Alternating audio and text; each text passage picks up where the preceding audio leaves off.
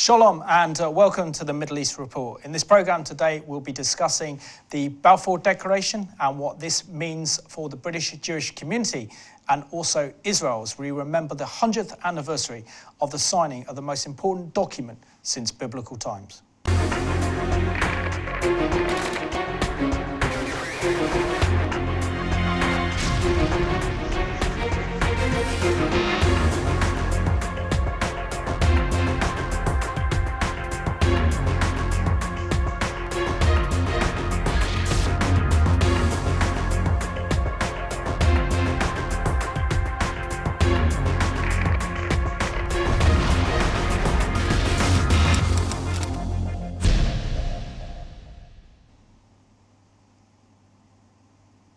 Warm welcome to the programme, and my guest today is Simon Johnson, the Chief Executive of the Jewish Leadership Council. Simon, it's great to have you back on the Middle East Report, but sadly we're not going to be talking about football on today's programme. Well, it's a good job, but it's a real pleasure to be here, so thank you for having me back on. Excellent. And for some of our viewers, can you explain the very important work that your organisation does, the Jewish Leadership Council, in terms of protecting the Jewish community and raising very important issues affecting the Jewish community, such as the rise of Jew hatred to government and other important and influential bodies in the UK?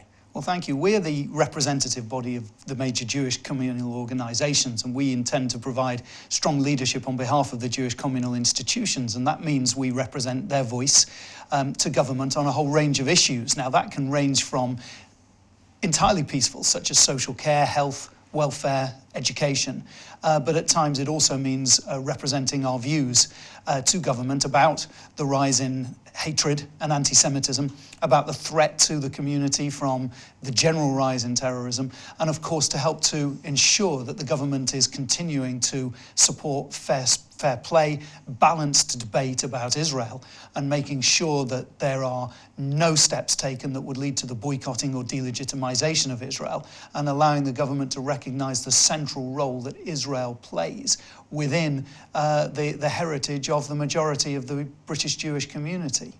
Well, I just want to take this opportunity to really thank you for the work that you do and also the leadership you provide for the Jewish community. And as you know, our viewers are passionate supporters of Israel and passionate supporters of the Jewish people.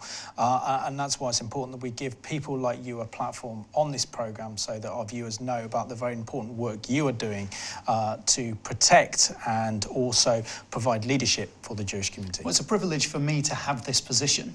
And it really is a great honour for me to be able to address you and all your viewers, because I know from my own personal experience the great amount of support that the Christian Zionist community gives to support fair play for Israel and a balanced debate. And I'm very grateful to have the opportunity, particularly as we head towards the centenary of what I consider to be one of the most important steps along the road to the creation of the State of Israel, which was the signing of the Balfour Declaration.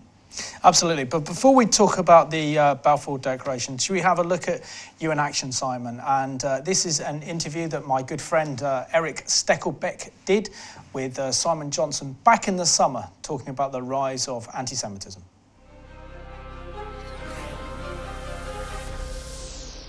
And welcome back to The Watchman from London. We're talking about the rise of terrorism in this great country. At the same time as we've seen that rise of ISIS activity, we've also seen a very disturbing rise in anti-Semitism. As a matter of fact, anti-Semitism, anti-Semitic incidents in Great Britain are at record levels. We've also seen major anti-Israel activity here as well. To talk about it, we spent time at the Jewish Leadership Council, and we spoke to the Chief Executive of the Council, Simon Johnson, who's one of the top Jewish leaders in Great Britain and a foremost authority on anti-Semitism and how it infects increasingly some communities right here in Great Britain. Take a look.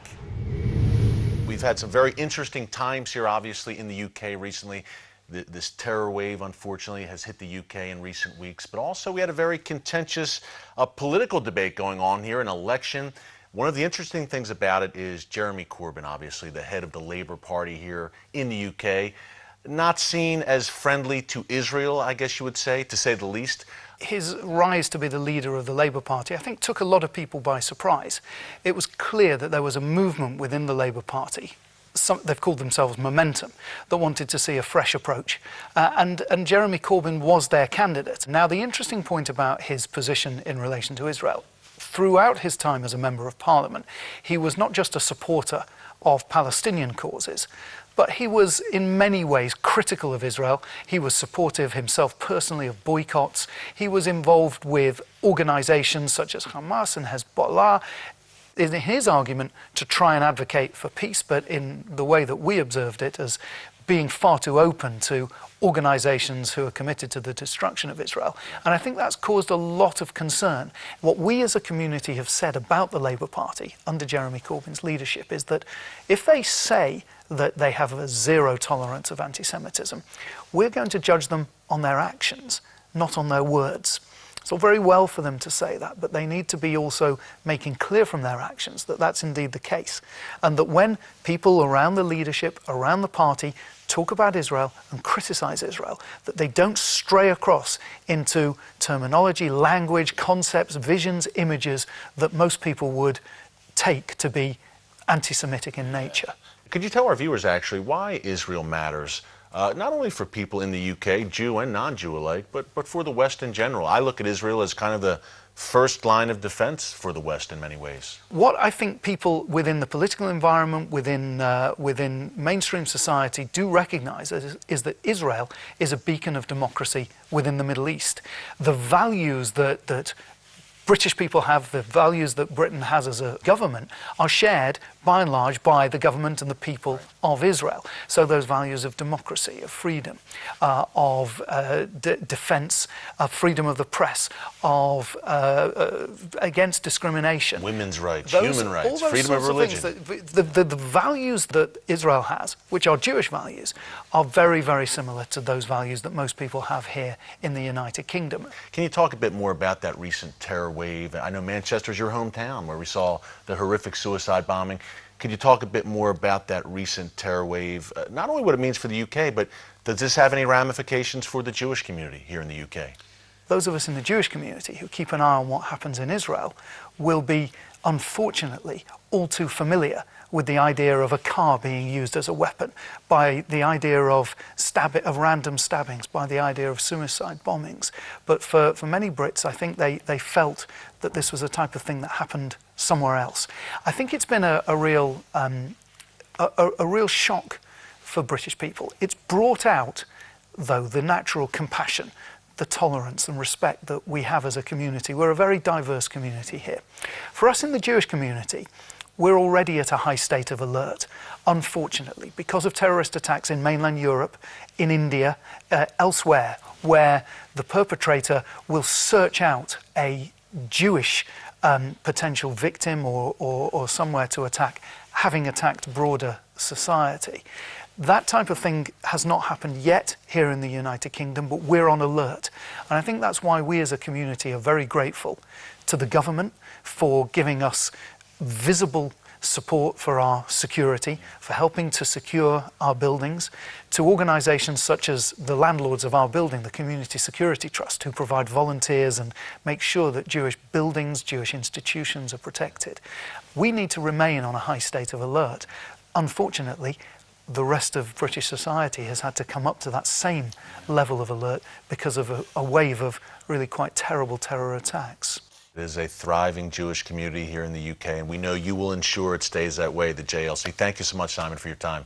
Keep up the great work. Thank you for having me on the programme. Nice to see you. And that was a great interview there that Simon Johnson did with Eric Stakelbeck.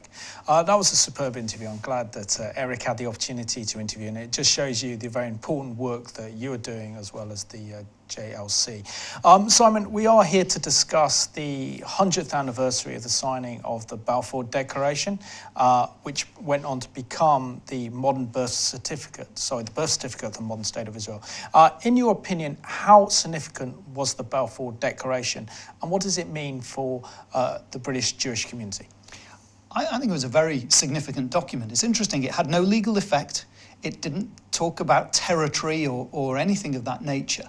What it was that it was the first statement by any government anywhere in the world of support for Zionist aspirations for a Jewish homeland within what was then Palestine. Now, in that respect, it was very, very significant. And although it in itself had no legal effect, it went on to have legal effect when it was adopted by the League of Nations and the San Remo Conference and was incorporated into what was then the British Mandate for Palestine, which was obliged to give effect to the Balfour Declaration. So if it had not been for the Balfour Declaration, something else would have needed to have happened that would have led to the State of Israel. The way I see this is I see this as the first formal step along the road that eventually led to the declaration of the State of Israel in 1948. And I think for us within the Jewish community, why we're so proud of this was that it was our government that took that step. In the midst of World War I, they heard and supported the Jewish aspirations for the return to its homeland, and they came up with a very significant piece of foreign policy that helped to create those circumstances. Absolutely. And when we actually look at the Zionist movement at the time, and there's been so many misconceptions about what Zionism means as a kind of political ideology, and effectively it just means, correct me if I'm wrong, but the Jewish people have a right to return to their ancient common homeland from all over the world and to be part of the nation of Israel. It's very simple. Zionism is indeed very simple. It is the aspiration for Jewish self-determination in its own homeland, in the land that is now Israel. That's it. It's nothing to do with government policy or anything like that. It's simply about Jewish self-determination. And it was that was the debate 100 years ago. In fact, 100 years ago, anti-Zionism was not quite the dirty word that perhaps it is now. It was genuinely a debate within society as to whether that right to self-determination could be given, and if so, by whom. And remember, the First World War was going on at the time. The land that is now Israel and was then Palestine was actually part of the Turkish Ottoman Empire, and was being fought over as part of the military actions between the Allies and the Central Powers. So it was a very complicated political time, and within that you had the genuine political movement of Zionism, the aspirations of Jewish people around the world, and a very, very complex political situation that was playing out because of the war. Absolutely. If we take a step back prior to the First World War, really since Theodor Herzl was covering the Dreyfus affair in Paris, the whole concept of Zionism was born out of anti-Semitism, wasn't it? And it's important to remind our viewers and to remind everyone else historically that it was really because of the rise of anti-Semitism actually led to Zionism and this movement to help facilitate the Jewish people to return back to the ancient covenant homeland in the heart of the Middle East. I hate to correct you, Simon. Okay. I am going to just adapt what you said Sure. just slightly, because I think the Jewish yearning to return to Zion, the land that was promised by God in the covenant with Abraham, has been something that Jews have yearned for thousands of years, ever since the exile during the Roman period ruling the land. And so Jews have always looked towards Israel, they've always prayed towards Israel, they've always turned towards Jerusalem, and have always had that aspiration. In fact, before the Dreyfus affair had even happened, there was Jewish immigration was beginning to move across to the land of Palestine, as Jews were trying to establish themselves and restore their ancient homeland. I think what anti-Semitism created was the impetus behind the political movement for Zionism. So there was always that religious and spiritual yearning, but political Zionism was motivated by effectively the anti-Semitism, the oppression of Jewish communities all around Europe. So when Herzl put together the first Zionist Congress in 1897, although he personally was motivated by what he'd seen in Paris. Around that time, governments and ministers around Europe, in all sorts of governments, were recognizing that the oppression of Jewish communities over hundreds of years was something that was a little bit of a stain on Western civilization, and therefore you saw sympathy for that political Zionist movement coming from governments. And if we then turn to our own government, there were ministers, including Arthur Balfour, including Lloyd George, who had their own reasons, whether that's religious or political or simply because they were statesmen, for recognizing the aspirations of Jewish people to maybe return to their homeland, and that was in some way an attempt to make good what they saw as centuries of oppression of Jewish communities all over Europe. And if we look at the characters involved, how much do we have to credit Chaim Weizmann, the leader of the Zionist movement, who was a chemist in the University of Manchester, who actually helped to save our war effort by producing acetone on an industrial scale, which helped to turn the war in our favour, and also at the same time his incredibly close relationship they had with Arthur Lord Balfour, who was the Foreign Secretary at the time. Well, Chaim Weizmann was one of a very, very small number of key drivers of the effort that led to the issue of the Balfour Declaration. I mean, there were others, but Weizmann is the one that most people remember. And you're absolutely right.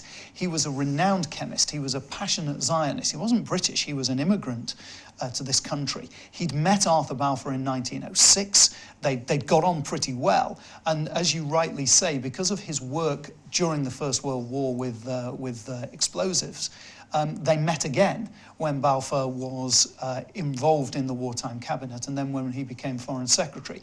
So with the support of a number of people, including people in Manchester, like the editor of The Guardian at that time, C.P. Scott, Weizmann was reintroduced to Balfour and the government, and there followed a period of quite assiduous lobbying and careful work by Weizmann, by other characters like Nachum Sokolov from the Zionist movement, and of course Lord Rothschild, to try and make the case to the British government that there was a need to support Zionism. And of course all of this was going on whilst the First World War was raging.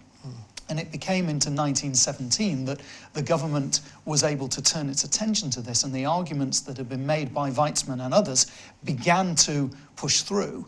And by the time that Lloyd George became the Prime Minister and led the wartime coalition, the circumstances were right then for a detailed discussion that was eventually to lead to the Balfour Declaration.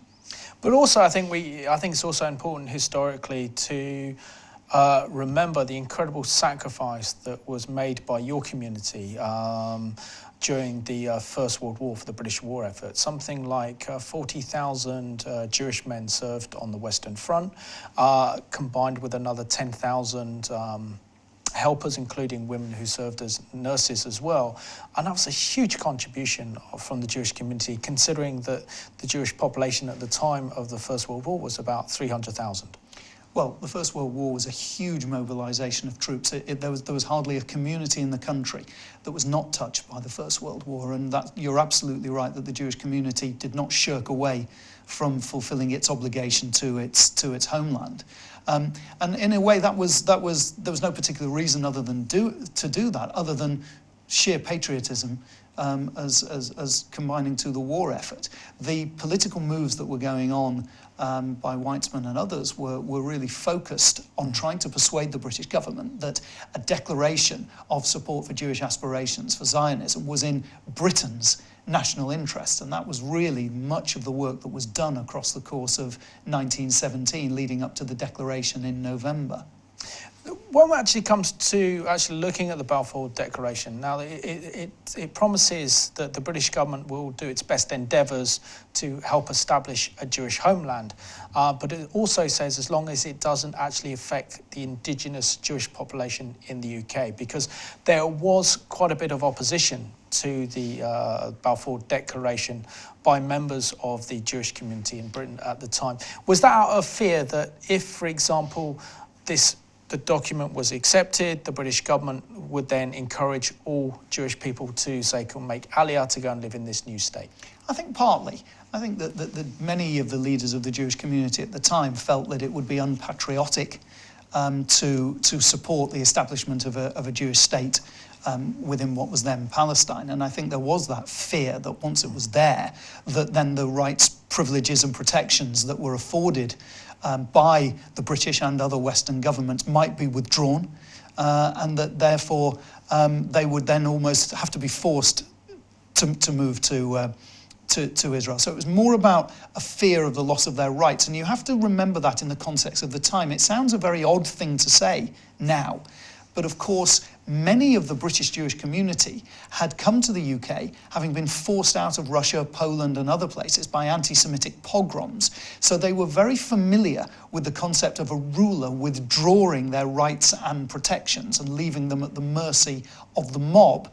And so there would have been an element of fear to that. And although it was articulated in slightly different terms by the anti-Zionists at the time, it was quite a strong feeling. I think the significant thing was that the main religious leaders within the Jewish community were firmly in support of Zionism. So the chief rabbi, Joseph Hertz, Rav Kook, who ended up being the first chief rabbi of Israel, who was in England at the time, were very strongly Zionist. And so even though there was a debate within the Jewish community about the support of Zionism or otherwise, the mainstream view tended to support Zionism, and it was that was what persuaded the government. Can you share with us the role played by Lord Rothschild, because he is the person that the letter that was written by Arthur Lord Balfour, who shares that document, refers to a letter to Lord Rothschild. Can you tell us who Lord Rothschild was and his influence with the British government? Well, the second Lord Rothschild, who it was at the time, was a major Zionist. He was a huge supporter of Zionist causes. He was politically well connected. And he worked very closely and formed a close alliance with Chaim Weizmann, so that they were able to work very closely together. In fact, around the summer of 1917, Lord Rothschild and Chaim Weizmann met with Arthur Balfour, who was then the Foreign Secretary, to discuss the formal request for the government to issue a declaration. And in fact, Lord Rothschild and Chaim Weizmann were encouraged to prepare a draft of the type of declaration they would like to see. It was one of 5 versions of the document that there was before the eventual declaration was issued. So Lord Rothschild was really at the heart of the Zionist movement at the time. His family, many of his relatives were also involved. And because of his status and position within British society, when the government came to write the declaration, they needed to address it to somebody. It was going to be a letter to somebody. Chaim Weizmann was not a British citizen. Nachum Sokolov was not a British citizen.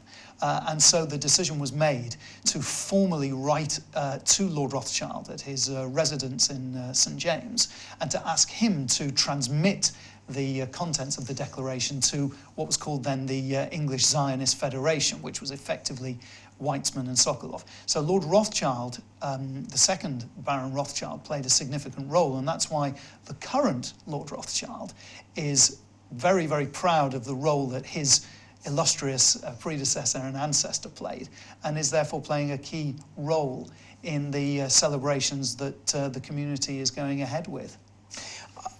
Had it not been for the victory of the Battle of Beersheba, which was the first time that the British forces combined by the Anzac forces, those of Australia and New Zealand, actually defeated the Ottoman Turks, because we know that we had the failed military campaign of Gallipoli. Then the Anzac forces were then based in Egypt to fight against the Ottomans going up from Egypt into the Holy Land to help liberate the Turks. Now, they also lost at the Battle of Gaza, but won the decisive Battle of Beersheba. Had it not been for that victory, the Balfour Declaration wouldn't have been worth the paper it was written on. How important was it for the British to actually achieve military victory against the Ottoman Turks in order to make the Balfour Declaration a reality? Well, as I said earlier, the Balfour Declaration was really just a statement of intent. It had no legal effect.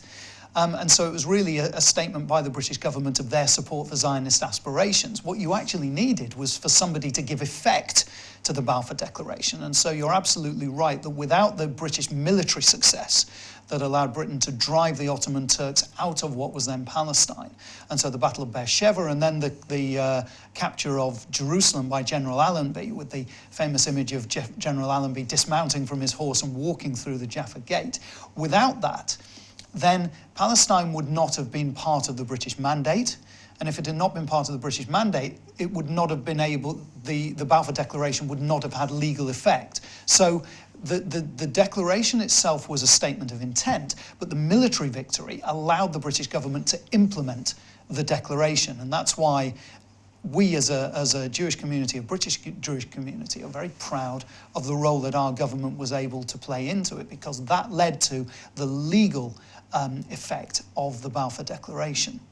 Why do you think the British government signed the Balfour Declaration? Was it a combination of different factors? We know, for example, that 9 cabinet members of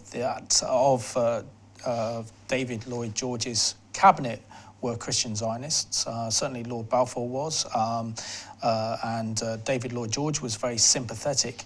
Was it a personal interest in seeing the restoration of the Jewish people back in their homeland, with a combined combination of British national interest to have a friendly ally in the Middle East that would protect the Suez Canal, which was obviously the passageway to the jewel of the British Empire, which was India? Well, I think it was a confluence of a number of factors. You've mentioned them there. Firstly, there was we have to say, they would not have issued this declaration if it had not been in the British national interest at the time.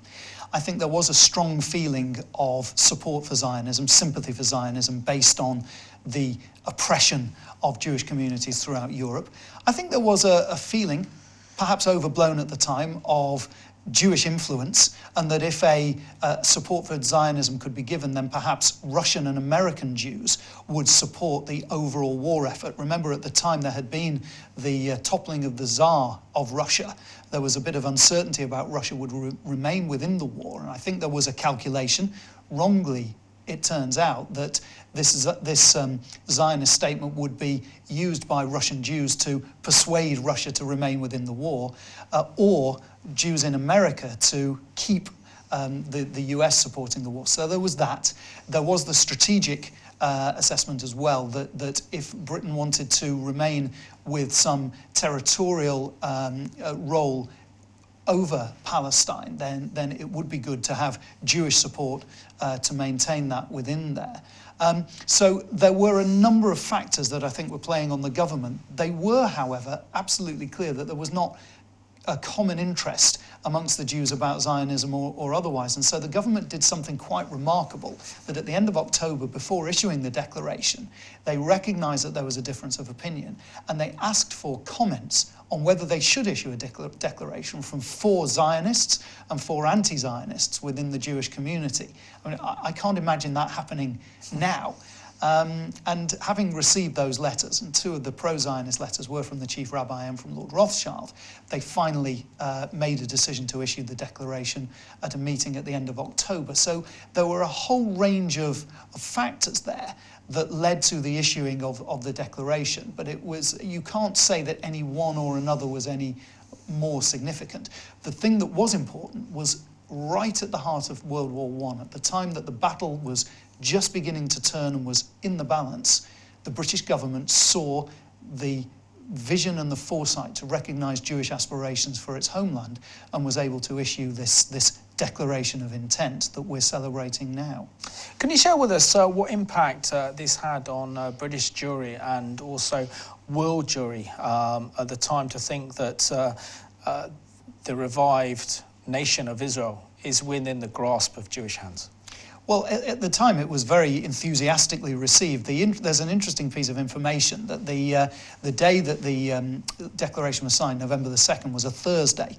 The news was held for a week to be announced on the following Friday so that it could go into the Jewish Chronicle at the time. So there was nobody knew about it for a week, so that the Jewish Chronicle could reveal the information. It was very significantly celebrated by the British Jewish community here, and very well celebrated by Jewish communities all over the world, because, as I said, this was the first government anywhere in the world that issued any formal support for Zionist aspirations. So it really did help to, I think, galvanize the community that perhaps this was, to use religious terms, the first flowering of the Jewish people's redemption in the State of Israel. In fact, that particular phrase I've just mentioned found its way into the first drafts of the prayer for Israel that began to be introduced in synagogues at the time, this idea of the first flowering of redemption. Because, as I said earlier, Balfour Declaration was just a statement of intent. It didn't create the state.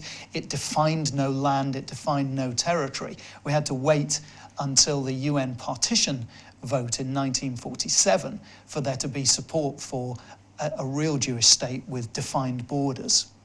What do you think that the British government viewed so favourably at the time, support for the Balfour Declaration, to the extent it was, like you said in the interview previously, it was incorporated into the San Marino Conference. It was also part of the establishment of the British Mandate to prepare the Jewish people for their own statehood.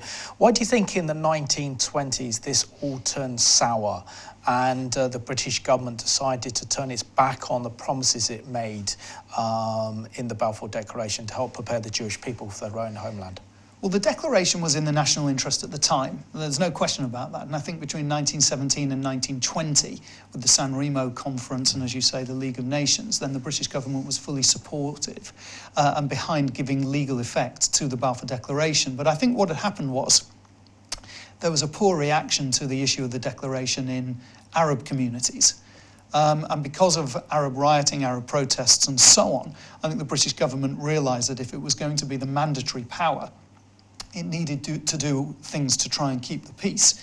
The irony is that Chaim Weizmann and the Sheikh Faisal, who eventually became the first king of Jordan, actually met after the issue of the declaration and had agreed between themselves a statement of understanding that accepted that a Jewish homeland could live alongside an Arab homeland, and that the Balfour Declaration was something that Arabs shouldn't be afraid of. Although they agreed that, it was unable to be delivered, and there was a hostile Arab reaction in a number of the capitals.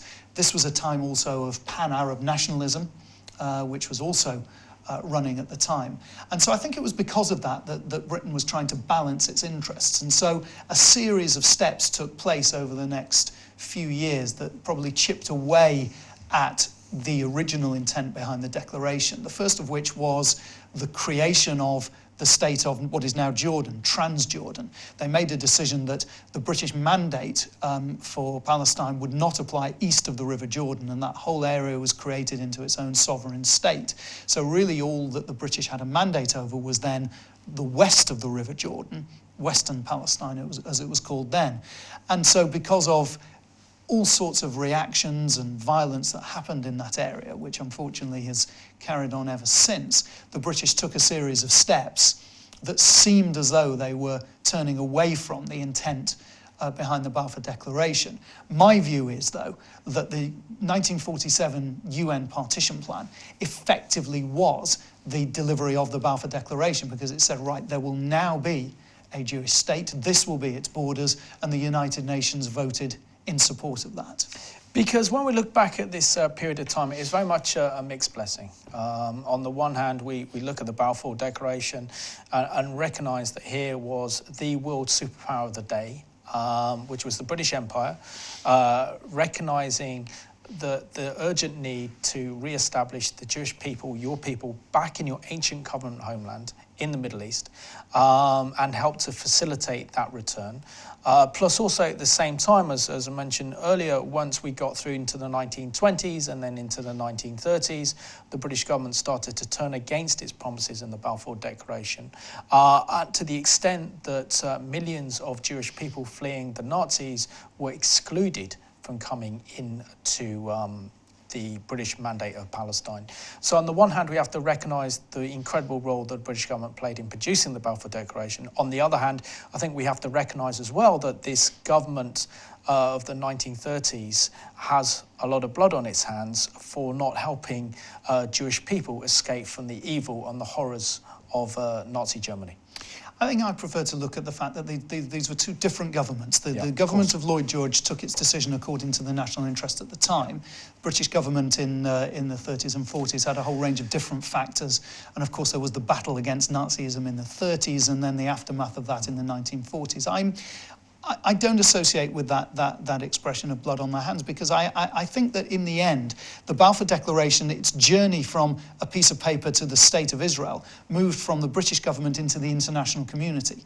The League of Nations supported the adoption of the British Mandate and the Balfour Declaration by a majority. There were a number of nations who did that, and of course, it was the United Nations that made the decision to institute the Jewish state as part of the 1947 partition plan. So whatever happened in the meantime, it was that vote in 1947 that led directly to the creation of the State of Israel. And it really, my argument is, it would never have happened in the same timescale if it hadn't have been for the issue of the Balfour Declaration just 3 decades earlier.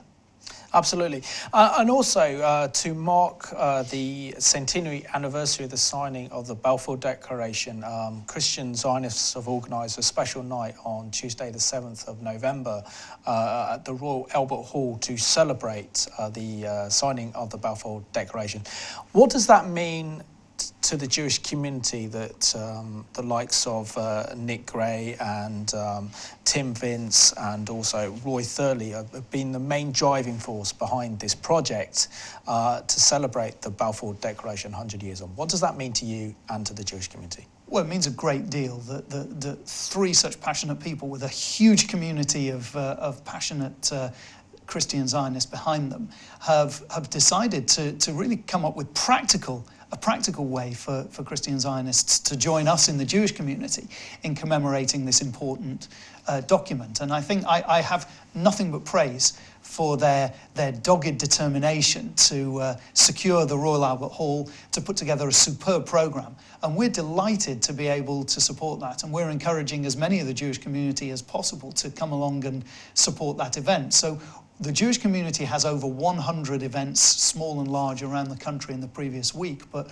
what we're saying is, these are our friends within the Christian Zionist community who have come together to put together a night to commemorate the Declaration and celebrate Israel. And we are truly grateful to them for their effort, their enthusiasm and their support. And we genuinely pray with you that it's a huge success, and we hope that we can play a part in making it so. Fantastic. So let's have a look now at this trailer advertising the night to honour the Balfour Declaration that takes place on Tuesday the 7th of November at the Royal Albert Hall. 1917. Britain is locked in conflict with Germany. Thousands are dying in the trenches. In the Middle East, Britain is fighting to control Palestine and access to oil. In Europe, persecuted Jewish communities long to return to their ancient homeland, Israel. November the 2nd, 1917, Lord Balfour signs a short letter to the head of the Jewish community, expressing British support for a Jewish homeland. This is the Balfour Declaration. It becomes the title deed of the founding of modern Israel in 1948. God's hand was in every step of the partnerships that led to this amazing document, and Britain was the first major power to express the support for Jewish dreams. 100 years on, join Christians and Jews on the 7th of November at the Royal Albert Hall as we reconnect with God's promises in the Bible to restore Israel to her land. Remember the role the Balfour Declaration played in Israel's independence. Recognize that Britain failed to fully implement the Balfour Declaration. Rededicate as Christians to supporting the nation of Israel and the Jewish people. Let's celebrate the centenary of the Balfour Declaration and express our support for the State of Israel and the Jewish people. and tickets are still available for that fantastic night to celebrate the signing of the Balfour Declaration. I have to ask you, Simon, what is the Jewish community doing to mark and also celebrate the signing of the Balfour Declaration 100 years on? Well, we've been working on this for a couple of years. We've put together a steering group with a whole range of organisations, and there's a number of things that we're doing. Firstly, we set up a website over a year ago, balfour100.com, which is a resource, a source of information about the Declaration in an accessible way that takes a neutral to positive line on the issues and the debate, doesn't try and shirk any of the difficult questions. And that's a great resource that people can look at. There are over 100 events going on around the country, ranging from synagogue services through to educational events. There's been a legal conference. The Friday the 3rd and Saturday the 4th of November has been designated by the chief rabbi and the leaders of the other synagogue movements as Balfour Shabbat. And so within synagogues around the country, there'll be special prayers, activities and services. There's a big event in Manchester on Tuesday, October the 31st, to celebrate the role that Manchester Zionists played in this. Simon Sharma will be giving a Balfour Centenary lecture on Wednesday the 1st of November. There's a political and diplomatic event happening on Thursday, November the 2nd, the day of the Declaration itself.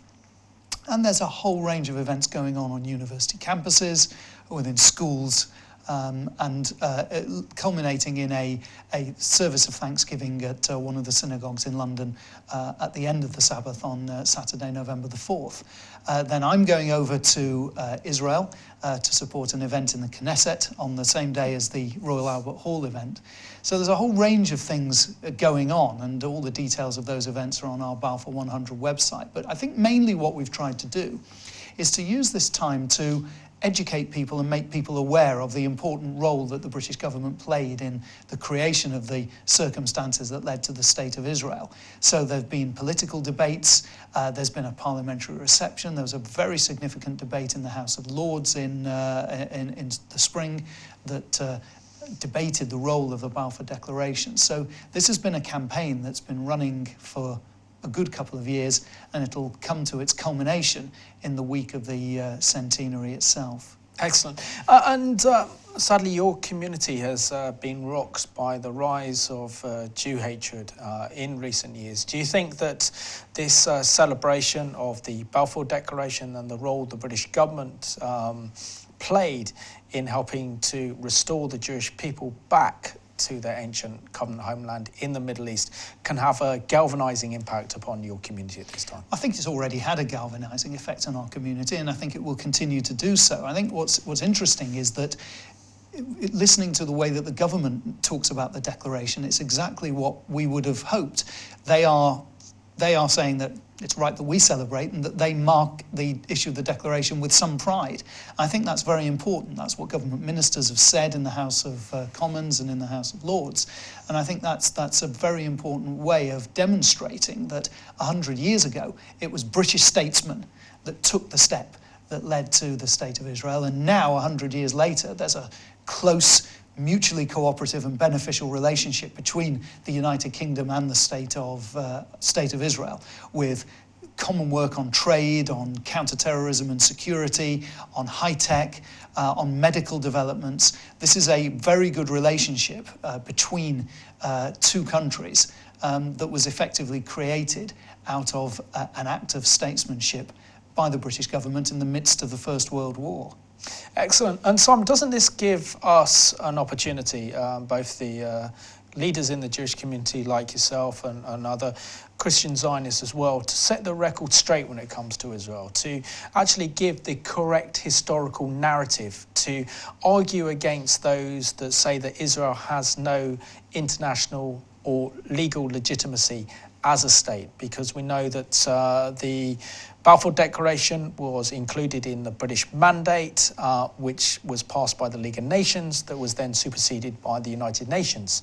So therefore, isn't this an opportunity to really put Israel's case and legal case forward against those who believe that Israel has no right to exist?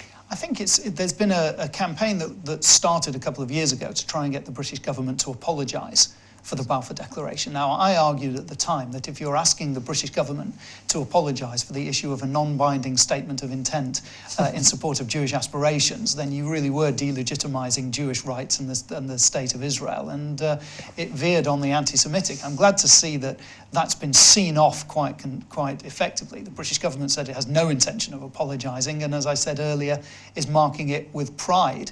I think that those who want to question the Balfour Declaration are doing so on the basis of trying to delegitimise the State of Israel. From what you can tell from what I've said, I'm not, neither is the Jewish community, triumphalist about this in any way. We recognise that this was a document issued in the national interest at the time. It may not have been perfect, but there were a series of legal steps since then that led to the creation of the State of Israel, which, as you rightly say, was effectively declared by a vote of the United Nations. So any challenge that there is to the legitimacy of the Balfour Declaration is getting close to a challenge to the legitimacy of the State of Israel. And we're in a very important period of time in modern history, because the Balfour Declaration Centenary is on the 2nd of November.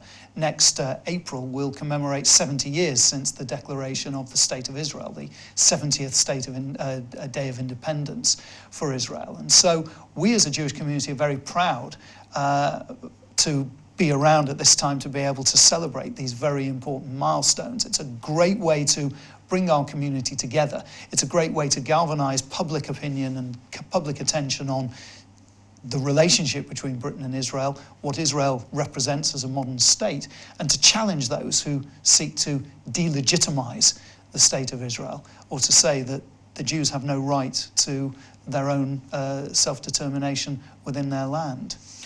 In terms of the Israeli government, how will the Israeli government be marking the 100th anniversary of the signing of the Balfour Declaration? Well, as I said earlier, there's a Knesset event that's going on November the 7th. I think there are events going on. The British ambassador is hosting an event the week before the declaration. I would not be surprised to see senior government officials from Israel coming to the UK to be part of some celebrations that are going on here. I know that the President of Israel is going to do something within Israel to mark this. It's a very significant occasion. The Balfour Declaration is one of the key steps in modern Israeli history, along with the UN Partition Plan, the Declaration of the State of Israel, and so on. And it's being well celebrated in Israel. But we in the UK are particularly proud because it was our government that took that first step. Absolutely. And Simon, we're down to the last 5 minutes of the programme, so I have to ask you, what is the legacy of the Balfour Declaration? Well, you see the legacy of the Balfour Declaration with the modern State of Israel. As I said, it was the first step, and there were a number of steps afterwards that led to the UN Partition Plan and the Declaration of the State of Israel in 1948. The legacy of the Balfour Declaration is that Jewish people have been restored in their homeland, that you have a modern, thriving, democratic state with free elections, with vigorous debate, with civil and religious rights of all the communities within the area being recognised within the Constitution, which was a key element of the Balfour Declaration. And we have a superb, modern, mutually beneficial relationship between the government of the UK and the government of Israel. I think Israel is something that we can all be very proud of. We in the Jewish community are very proud, and we've got a number of opportunities to show that between now and May of next year. Fantastic. And I have to ask you, what role can our wonderful viewers, Christian Zionists out there, play at this time as we remember the 100th anniversary of the signing of the Balfour Declaration to support the Jewish community, but also to stand up and declare the righteous virtues of the modern State of Israel? Well, we're all very grateful to Christian Zionist community for all the support that they give you through this programme. I think that make an effort to attend the Balfour 100 event at the Royal Albert Hall. I think that would be a huge statement of support. Have a look at what's going on in the media, and if you don't like anything that's being said there, then join us and support, contacting the media, contacting MPs to support the State of Israel. But also importantly, wherever you see the delegitimization of Israel, threats of boycotts, where you see people protesting against the existence of the State of Israel or trying to delegitimize it, then coming out and showing your support in visible ways, supporting, working closely with your local Jewish community is something that I know that Christian Zionists continue to do. It's something we're very, very pleased and proud to be able to reciprocate. I think this is a wonderful time for all those who believe in Zionism, who believe in the right of Jewish self-determination within the land of Israel, to be able to celebrate those events, not just in November, but next year around the time of the 70th anniversary as well. It's something we're continually grateful for, and that's why I really wish the very best of success to the guys who are organising the event at the Royal Albert Hall, because I think that will be a wonderful evening to commemorate Israel. Fantastic. And I think what's so important is to actually remember history, because, you know, if we don't understand our history, then we don't understand our present and certainly won't understand our future. And it's incredible to think that 100 years ago, the British government signed the Balfour Declaration, which became the birth certificate for the modern state of Israel and helped fulfill biblical prophecy in helping to re-establish the Jewish state of Israel today. And we know that today Israel is a modern miracle, and without Israel I dread to think the mess the Middle East would be in. Well, as I said earlier, the thing for me that is quite remarkable about the Balfour Declaration is that in the midst of the First World War, with terrible battles and huge strategic issues to challenge, the British government looked to the future. They recognised Jewish aspirations for a homeland in the state of, in what was then Palestine, and took, as you say, that first step that led eventually to the creation of the State of Israel. And it's for that that we as a Jewish community are very proud, and we'll always be grateful to the government, the British government of the day, for taking that bold first step. And it was an incredibly bold and courageous first step. And I think there's something about Jewish history that the more you dig and the more you research and the more you learn, the more fascinating it becomes. And this is one part of the story of the Jewish story, isn't it? Well, I found researching all of this absolutely fascinating. I felt if I'm going to be an integral part of the committee that's organising the Balfour Centenary, I'd better know about it. And so I've read widely on it. And this is fascinating. What was the debates that went on over a year that led to the declaration? Really something, you know, fascinating to look into. And that's why we're very proud to be able to celebrate it. Simon, I just want to thank you so much for being my guest on the Middle East Report today. Absolute pleasure. Thank you. And I just want to thank you all for watching today's programme. Let us all celebrate the 100th anniversary of the signing of the Balfour Declaration that became the birth certificate for the modern state of Israel. And this is something that we can all be very proud of in our support for Israel and the Jewish people at this time.